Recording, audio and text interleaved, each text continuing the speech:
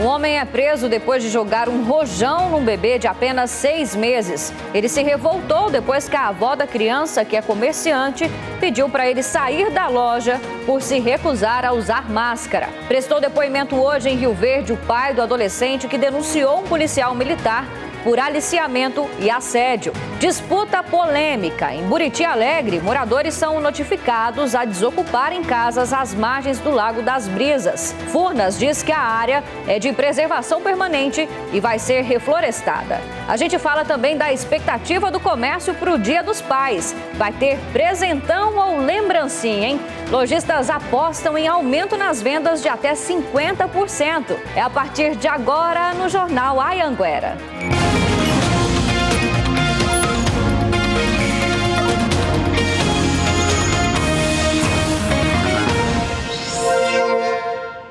Olá, boa noite para você. Jornal Anhanguera um pouco mais cedo hoje, às 6h37. Seja muito bem-vindo. A gente abre a edição de hoje te mostrando que um homem foi preso em Uruaçu depois de jogar um rojão em um bebê de 6 meses, viu? O Thiago Costa chega ao vivo de Porangatu com mais detalhes, né, Thiago, dessa história que é absurda, viu? Esse bebê, essa criança ficou muito ferida. Boa noite para você, Thiago. Boa noite, Gabriela. Boa noite para todos que acompanham a gente. Olha, essa criança de 6 meses, essa menina sofreu alguns ferimentos, algumas queimaduras pelo corpo. Chegou a ser levada para o hospital, depois recebeu alta, está bem, já está em casa com a família. Esse homem, suspeito de tentativa de homicídio contra essa criança, estava no bar da avó, lá no município de Uruaçu, sem máscara de proteção contra a Covid-19. Então, a avó, proprietária desse bar, pediu para que esse homem usasse máscara, para que não contaminasse ali a netinha, já que ele estava muito próximo dela. Ele se recusou, então ela pediu para que ele fosse embora dali. Ele foi embora, mas pouco tempo depois voltou com esses 2 rojões, acendeu eles e tacou dentro do cesto que essa criança estava. Um desses rojões acabou entrando dentro do cesto dessa criança e acabou ferindo ela. Depois que essa criança foi levada para o hospital, a família procurou a Polícia Civil, que agora está investigando esse caso, viu, Gabriela? Quanta ignorância, né, Thiago? Muita maldade. Obrigada pelas informações, viu? Em Mineiros, uma mãe de 2 meninos de 2 e 3 anos denunciou o filho da babá à polícia. Segundo essa mãe, o rapaz de 22 anos teria abusado dos filhos dela. A Ana Paula Moreira chega ao vivo, então, com mais detalhes dessa história pra gente, direto de Jataí. Boa noite pra você, Ana. Para você, boa noite a todos. Olha, a mãe fez a denúncia depois que os filhos contaram que estavam com dores nas partes íntimas. A mãe disse à polícia que as crianças deram detalhes de como esse suposto abuso teria acontecido e o principal suspeito era o filho dessa babá, que foi contratada há pouco menos de 2 dias. Segundo a polícia, a babá estava na casa e teria presenciado tudo e não fez nada.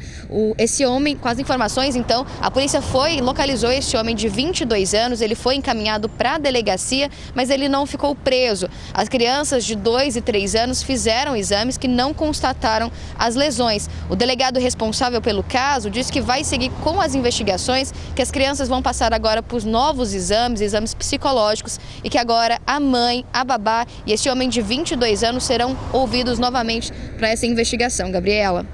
Obrigada, Ana Paula. Continua acompanhando aí qualquer novidade. Conta aqui pra gente, viu? Bom trabalho.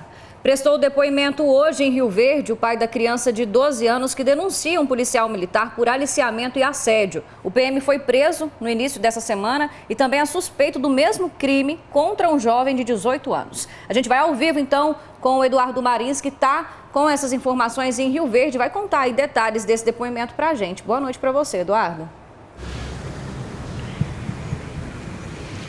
Oi, Gabi, boa noite para você, boa noite para todos. O pai deste adolescente prestou depoimento na tarde de hoje, então. Foi mais ou menos 1 hora de depoimento, junto aí com conversa com os policiais civis e também o delegado que está com o caso. Além dele, ontem, a mãe do garoto também conversou aqui com os policiais, dando detalhes. O pai disse hoje aí como que foi que aconteceu o dia da prisão, já que ele ajudou na operação junto com os policiais, dando detalhes e fazendo o esquema ali para pegar em flagrante o policial.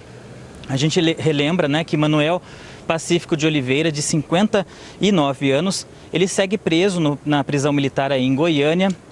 E para a gente relembrar aqui, ele foi preso no último final de semana depois de ser denunciado para a Polícia Civil por uma mãe então de adolescente, mas no celular do filho, junto com este PM. Ele teria aí convidado o adolescente para o motel e trocado outras mensagens também com um jovem de 18 anos. O Ministério Público não deu detalhes do caso por enquanto, mas disse que aguarda aí o inquérito da Polícia Civil e mais provas para dar continuidade nos trabalhos. Por enquanto, então, a polícia segue com este caso. Esse policial faz parte da diretoria do Colégio Militar de Rio Verde e é um capitão aposentado. Ele segue então sendo investigado por crime de tentativa de estupro de vulnerável e assédio sexual em relação ao adolescente de 12 anos. Já contra o rapaz de 18 anos, ele é aí investigado por importunação sexual, viu, Gabi? Tá certo, muito obrigada, viu, Eduardo, pelas informações. Nós não conseguimos localizar a defesa do policial militar. A PM disse em nota que está com um procedimento administrativo disciplinar aberto para apurar as acusações contra esse policial e reforçou mais uma vez que não compactua com qualquer desvio de conduta de nenhum dos servidores. O Tribunal de Justiça vai analisar o pedido de habeas corpus feito hoje à tarde pelo advogado do prefeito de São Simão. Francisco de Assis Peixoto, de 58 anos, foi preso em Aparecida de Goiânia desde o dia 28 de julho, segue preso depois de uma operação do Ministério Público. A promotoria investiga o prefeito após a denúncia da mãe de um adolescente de 15 anos que diz aí que Francisco de Assis Peixoto estaria próprios e até mesmo fazendo chamadas de vídeo em que mostrava as partes íntimas para o filho dela. Depois desse caso, 8 vítimas já procuraram o Ministério Público. O processo corre em segredo de justiça e até agora o juiz responsável não definiu sobre o afastamento do prefeito do cargo. O advogado do prefeito disse que as acusações não procedem da forma como estão sendo colocadas. Disse ainda também que existem controvérsias em mensagens e vídeos que foram divulgados nas redes sociais. 3 pessoas foram presas por tráfico de drogas na região do entorno. Um casal estava com 31 tabletes de maconha em um ônibus que seguia para a cidade de Valparaíso. A maconha já tinha endereço certo de entrega, a cidade de Valparaíso de Goiás. Um casal que embarcou em um ônibus em Uberlândia, Minas Gerais, estava levando 31 tabletes de maconha, tipo skunk, para o outro suspeito, mas foram surpreendidos pela polícia no meio do trajeto. Nós realizamos a abordagem, aproveitando que o ônibus quebrou próximo ao município de Cristalina. E no momento da abordagem, o indivíduo tentou fugir, mas nós logramos êxito na detenção do casal e encontramos a droga. Tanto o casal quanto o outro suspeito que estava esperando pela droga foram presos. O tenente Hélio explica que esse trecho da BR-050 já é conhecida pela rota do tráfico. Uma malha aí de rodovia federal, que é por onde passa boa parte do tráfico internacional. O que chamou a atenção dos policiais foi que eles receberam informações de passageiros que estavam dentro do ônibus de que havia um casal com atitude suspeita. Os passageiros chamaram a polícia e ela acabou encontrando os tabletes de maconha. Todos 3 indivíduos tinham passagem. Tráfico de drogas, associação para o tráfico e também roubo. Em Leopoldo de Bulhões, abelhas estão atacando moradores na região central ali da cidade, viu? Todo mundo está muito preocupado por lá. Quem vai contar detalhes dessa história pra gente é o Eduardo Idaló, que inclusive, Eduardo, teve até animais que morreram aí por conta dessas abelhas, Boa noite pra você.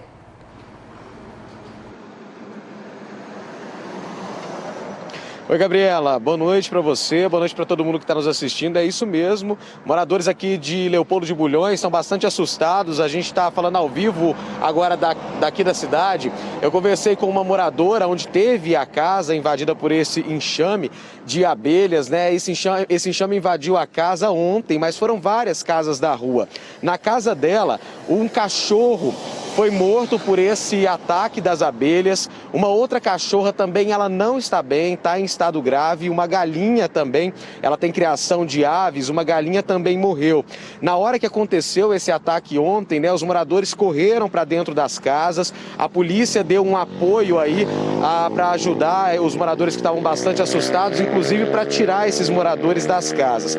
Hoje já foi mais tranquilo, né? Poucas abelhas apareceram por aqui. Segundo informações que nós também, nossa produção, né, buscou com especialistas, é que pode estar acontecendo essa invasão, que é normal para essa época, por conta de uma época de reprodução das abelhas e também por causa das queimadas. Elas buscam plantas e como as plantas estão queimadas, elas vêm então para as cidades em busca de alimentos. Volto com você, Gabriela. Obrigada, viu, pelas informações. A empresa Furnas Centrais Elétricas está notificando moradores perto do Lago das Brisas, em Buriti Alegre, para desocuparem as casas. No aviso, a informação é que a área é de preservação permanente e vai ser reflorestada. Para isso, essas casas vão ter que ser demolidas. O documento de compra e venda mostra a data que a chácara do Marcos Aurélio foi adquirida no entorno do Lago das Brisas, 21 de março de 2009. O documento, que não tem o mesmo valor de uma escritura, diz que a casa está regularizada pela Prefeitura de Buriti Alegre. Mas há 8 meses, ele recebeu uma notificação extrajudicial de Furnas como esta, informando que a casa deve ser demolida para que seja feito o reflorestamento nesta área que é de preservação permanente. Há 46 anos foi construído o lago, então por que eles foram fazer essa demarcação agora? Vários totens como esse foram colocados nas propriedades, mostrando até onde seria a área que pertence à empresa. Nesta, o projeto de reflorestamento já começou. Este espaço foi cercado e espécies nativas começaram a ser plantadas.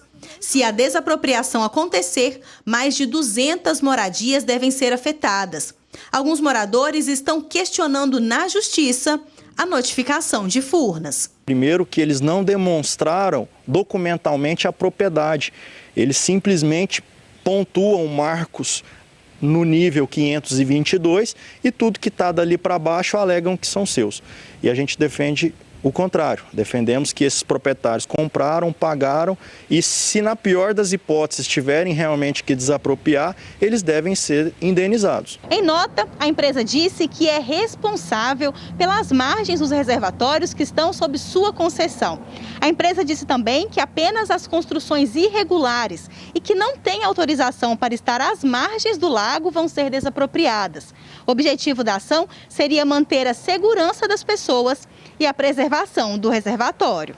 Ainda segundo Furnas, os donos dos terrenos já foram indenizados, quando a empresa ganhou a concessão da área há 40 anos. Uma operação da polícia tenta desvendar as mortes de pai e filho no entorno do Distrito Federal. A polícia descobriu que, mesmo depois de morto, o benefício do INSS de um deles estava sendo sacado, viu? Myron Otton chega então ao vivo de Lusiânia para explicar esse caso que ainda está cheio de mistérios, né, Myron? Boa noite para você de novo.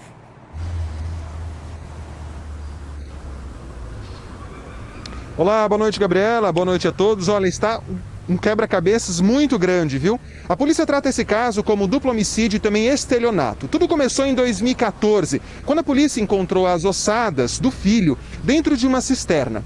Só que o benefício social do pai estava continuando sendo sacado, ou seja, o pai se tornou o principal suspeito de matar o próprio filho. Ele foi considerado, inclusive, até foragido. Só que no ano passado, a polícia também encontrou as ossadas do pai na mesma cisterna e o benefício social continuava sendo sacado.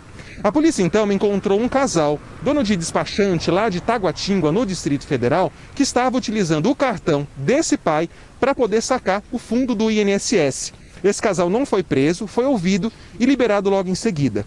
Agora, a polícia quer montar todo esse quebra-cabeça e entender qual a ligação desse casal com a morte do pai e do filho e também saber por que eles estavam tirando, sacando esse benefício social, qual o vínculo familiar que eles tinham, já que o pai já havia morrido também há muitos anos atrás. Esse caso corre em segredo de justiça e até a Polícia Federal já foi envolvida nessa investigação, já que envolve um órgão do governo, que é o INSS. É com você, Gabriela. Que história, hein, Myron? Muita coisa, então, ainda para ser esclarecida, né? Muito obrigada, tá? O número de pessoas contaminadas pela Covid não está caindo aqui em Goiás, viu? Preocupante. Mais uma vez, a gente teve um registro de mais de 3.000 casos só nas últimas 24 horas. E o número de mortes também ficou muito acima, viu? Ficou acima de 100 agora. 106 pessoas perderam a vida para a doença. E hoje, infelizmente, aí o estado atingiu essa triste marca de 21 mil mortes, viu? Situação muito preocupante aqui em Goiás, com esse aumento, né? E esses casos que têm acontecido tanto aqui no nosso estado. Goiás recebeu hoje à tarde mais um carregamento de vacinas, que é a nossa esperança, né, nessa história. Ao todo, chegaram quase 120 mil doses, 41 mil da Coronavac e 78 mil da Pfizer. O desembarque foi feito no aeroporto Santa Genoveva, pouco depois das 2 da tarde. As vacinas serão usadas para aplicação da primeira e segunda doses, obedecendo o critério de faixa etária, então, da população. Mais 4 vítimas procuraram a polícia de Goiânia para denunciar um pastor suspeito de abuso sexual. Parte dessas denúncias foi mostrada no Fantástico no último domingo. Ao longo dessa semana, outras mulheres procuraram a delegacia. O que acontecia dentro dessa igreja e fora dela era de conhecimento da maioria dos fiéis, segundo esse homem que deixou de frequentar os cultos. Toda a direção da igreja, ela sempre fez questão de esconder todos esses casos, sempre colocando a culpa nas vítimas, né? A culpa nunca sendo do agressor, mas sim das vítimas. Depois de tanto tempo ouvindo os relatos de assédios, abusos e importunações contra as mulheres, ele procurou a Defensoria Pública para contar o que sabia. As meninas, a maioria, acabava cedendo, né, às chantagens dele, porque ele dizia em alto bom som que quem não cedesse, ele iria orar para as famílias morrerem, inclusive as meninas. Então, um dos motivos, né, de o medo de se pronunciar, de ir atrás de justiça, era justamente isso, porque ele mexia com a fé das pessoas. Domingo, o Fantástico mostrou a história. Eram 3 vítimas.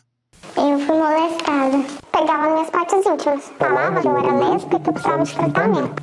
Depois da reportagem, outras 6 mulheres procuraram a Defensoria Pública para denunciar o pastor Esney Martins da Costa. Depois de 25 de setembro de 2018, todos os crimes sexuais eles são de ação penal pública incondicionada.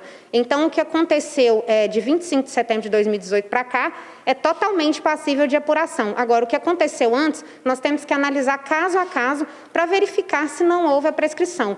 Contra o pastor, existem 2 inquéritos abertos na Polícia Civil. Um está na Delegacia de Proteção à Criança e o Adolescente e o outro aqui na Delegacia de Defesa da Mulher. Agora, outras 4 vítimas também procuraram essa delegacia para contar, para relatar que também foram vítimas dos abusos cometidos pelo pastor. São anos e anos de abuso, são anos e anos de crime, anos e anos de certeza da impunidade, porque se ele continua fazendo isso, né, como foi noticiado na imprensa, casos da década de 90.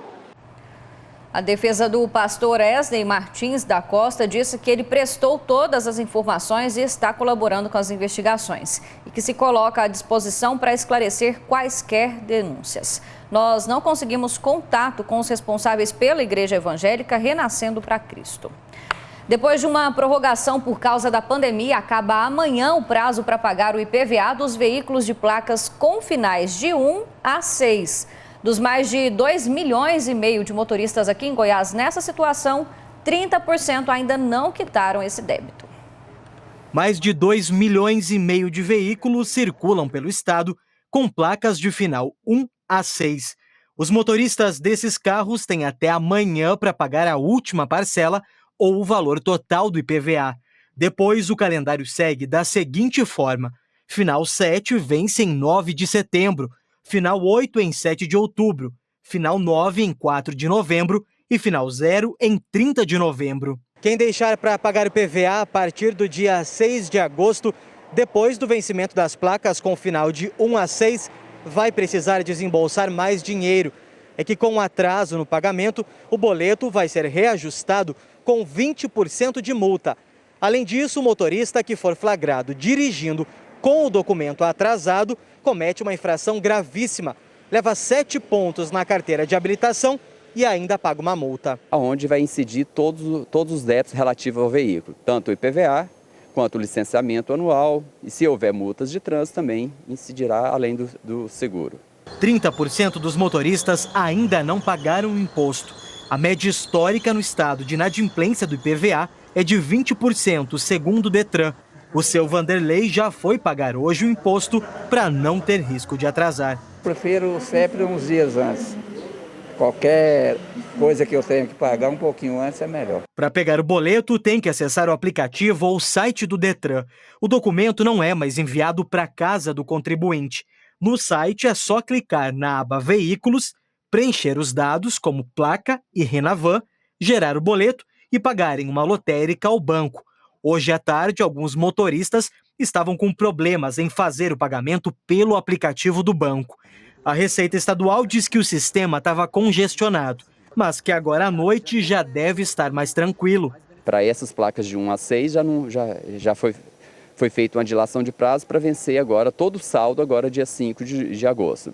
Mas para aqueles placas finais 7, 8, 9 e 0, eles podem fazer o parcelamento, pode se pagar em até 3 parcelas. O seu Manuel já está com o imposto pago para continuar rodando de moto por aí. Para ele, quanto menos complicação, melhor. Não deixa atrasar não, eu pago com antecedência e é prático isso aí, porque é bom para evitar problemas com o governo, né? Isso é simples, ou você paga o IPVA ou você fica sem a moto e vai lá pro pátio, né? Então eu tenho 2 escolhas assim bastante sucintas, né? Mais informações sobre o IPVA você encontra no nosso site, que é o g1.com.br/Goiás. Dia dos Pais está chegando, né, gente? Enquanto eles esperam aí ser lembrados com pelo menos uma lembrancinha, né? Os lojistas estão com boas expectativas de vendas agora para essa data. Na região do entorno ali do Distrito Federal, os comerciantes querem vender pelo menos 50% a mais do que no ano passado. São muitas apostas de presentes, mas só uma vai acertar o coração do seu pai. E não dá para fazer feio e ficar numa sinuca de bico com o velho, né? Não gostou do que viu nas ruas? As compras online estão aí para te salvar. A gente teve essa opção depois que a pandemia iniciou. Nesta loja, a expectativa é vender 60% a mais do que no ano passado. Bastante animado mesmo, porque a gente viu que o comércio em si está voltando, né? Problema de grana? Dá para dividir o presente com os irmãos, chorar desconto. Eu tô pensando em uma polo ou uma calça jeans. Com a reabertura do comércio, os lojistas sonham com um faturamento maior neste Dia dos Pais. E eles querem literalmente ver os clientes dentro das lojas. A maioria dos brasileiros ainda quer fazer negócio à moda antiga. Pegar no produto, negociar com o vendedor cara a cara. Mas é claro, não dá para esquecer da pandemia. A nossa loja também vai estar preparada para atender o que precisa ser feito para controlar, né? Nossa expectativa é de que seja bem superior ao ano passado. Acredito que a gente possa dobrar o volume de vendas. Mais um Dia dos Pais chegando e um clichê nunca sai das vitrines. O que vale mesmo é a intenção do presente. Comemorar a vida e a possibilidade de estar junto nesta data ainda é o mais importante. Eu moro em fazenda, mas vou passar com ele. Mais importante, a companhia. Com as bandeiras tarifárias de energia cada vez mais caras, muita gente está investindo em energia solar, que é uma alternativa que pode gerar até economia, né? Aqui em Goiás, Jataí é destaque nesse ramo. Está entre as 10 cidades que mais geram energia solar no país.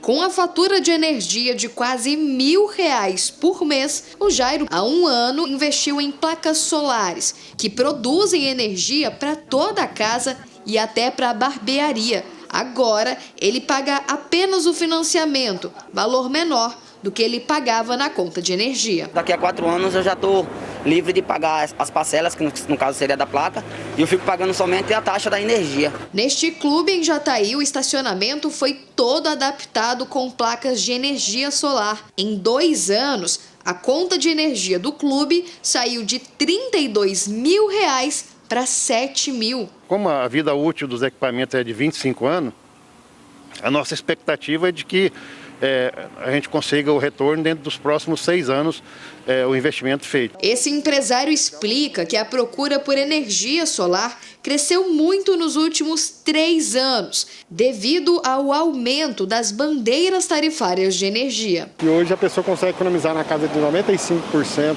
da sua conta de energia e com retorno de investimento na casa de 4 anos, no máximo 5. Jataí está entre as 10 cidades que mais geram energia solar no país. E é no campo que essa tecnologia é mais utilizada, uma alternativa que evita prejuízos e gera economia. Nesta propriedade, as 170 placas fotovoltaicas produzem 320 kWh de energia, que é suficiente para abastecer toda a fazenda e ainda sobra. Com esse sistema aqui, a gente se gera um crédito de energia que você pode, através da rede pública, resgatar esse crédito quando você precisa. E esse sistema ainda tem outra vantagem, a preservação do meio ambiente. Energia 100%, pode-se dizer que limpa, né? E não tem nada poluente, não usa nenhum tipo de resíduo à base de petróleo, não joga nada na atmosfera.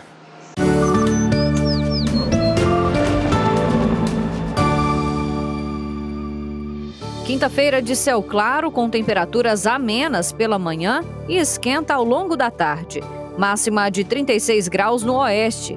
Nas horas mais quentes do dia, a umidade do ar fica ainda mais baixa. Em todas as regiões não passa de 24%, como em Catalão, que tem temperatura mínima de 15 graus e máxima de 28.